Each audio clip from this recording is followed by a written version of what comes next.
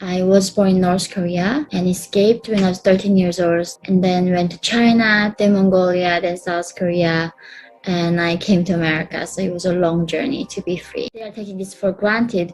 They don't know how hard it is to be free. I went to Columbia University in 2016. I transferred from South Korea. I was excited about learning about history and how the people thought back then. And one of the person at the orientation was asking who loves Jane Austen and who reads these classical books. And I was like, I love those books. I just thought it was a good thing, right? And then she was like, did you know that those writers who had a colonial mindset were racist and bigots wrote their books? So they are subconsciously brainwashing you. Mainstream education is purposefully designed to now make resent this Western democracy. They tried to explain things from everything was all about white men and how they tried to overpower. Colombia is all about safe place and all about not having hate speech.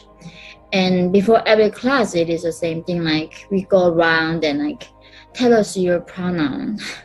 I was like, yeah, North Korea was pretty crazy, but not as this crazy. What shocking to me is that North Korea, we don't have internet. We don't have access to Shakespeare or any of these great thinkers. We don't know. But here, while having everything, people choose to be brainwashed and they deny it. That's where, because I have seen oppression, I know what it looks like when they go after, okay, this speech is a hate speech, we're gonna ban it. But when it comes to deciding what is a hate speech, it usually comes the government. These kids are literally just tearing eyes and keep saying how they're oppressed, how much injustice they experience, and they are I mean, they pay almost $500,000 to go to this school. They are so bitter. They have zero appreciation for what this country did, what the Constitution says to protect individual liberty. They have zero